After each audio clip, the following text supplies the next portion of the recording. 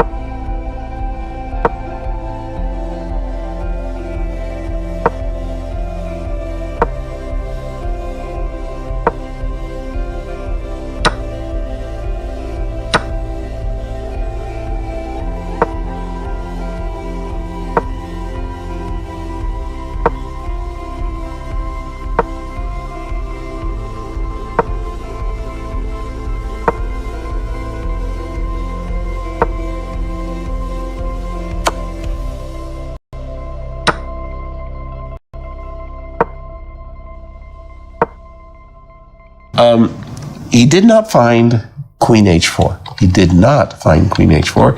After the move D4, the engine was saying Queen H4, advantage white. Very surprising. Rook D2, G5. So from GUKESH's point of view, nobody's tapped him on the shoulder and said, hey guy, you know, you spoiled your advantage. He doesn't think so. He's ready to play H5, G4, let's go. I've got an attack for free. G4. Best move in the position. Really? But allowing en passant, and suddenly these rooks are ideally placed, right? I mean, I would be frightened that... Maybe you had to do it because otherwise, like you indicated, H5, G4, this is just a free hand to attack. True. So why not roll the dice? Well, here we go. I've got to, I mean, in view of the fact that this pin is killing, I'm going to play a move either King G2 or King G1. King G2, I feel like I might be inviting a future Knight F4. So let me play King G1 just so that, oh, dear Lord, please let me get out of the pin with Knight H2. How do you feel about this? I mean, instinctively, you like black, but is there a way of getting an advantage? And by the way, I think we did see King G1, yes. Yeah, and I also wonder whether you're setting up a very sneaky idea of Knight takes G5. Shh. What? Knight takes G5, that's a... Whoa, whoa, whoa. Okay, you have to make a random move. Okay, I'm happy. Yeah, just do something like that, yeah. Queen takes queen, check. Ah, nice. But you put the king on the wrong square. King needs to be on G2. No. I put the king on the right square. Good morning, St. Louis. There's a knight takes H3. Nice trick. You got hoisted by your own petard there. King G1, over to you, Nancy. I like black's position, but it's not that obvious how to... Oh, H5 is already the follow-up. Yeah, it looks like black should be better, but of course the engine says just triple zeros after Knight D2. Everything looks protected on the king side. And I'll go back to that G4 moment, which was the key move. But there was also another interesting idea to play a lot of moves with the knight. Start with Knight E5. Let's say Rook G7, jump to G4. Knight G4 with the idea to go Knight H6 check and then come back to F5, which looks very risky for us humans. Engine says it's fine, but I would be very worried here for white because looks like G4 will be unstoppable. Right. And black can actually play G4 immediately and sacrifice, and this is a pretty interesting position. Engine evaluation is equal, but I think players would all prefer to be black here.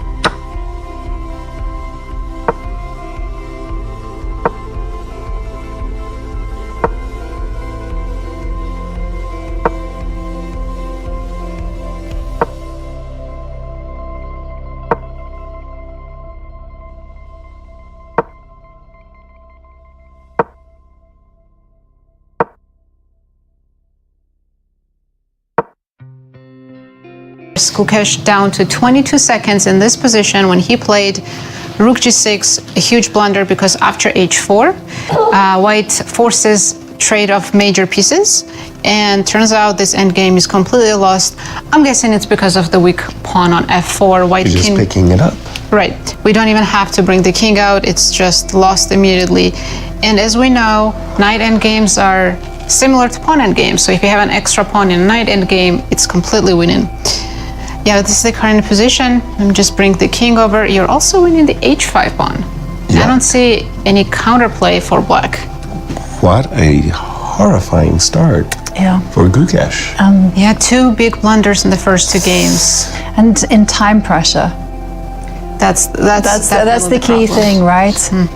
And now they do say that knight and pawn endgames are just like king and pawn endings, and this pawn on e4, it's a protected passed pawn. And we see the clock ticking down for Gukesh. And we could talk about some kind of fortresses, but it's impossible because we have pawns on both sides. h5 is very weak, so I don't see any way black could save this.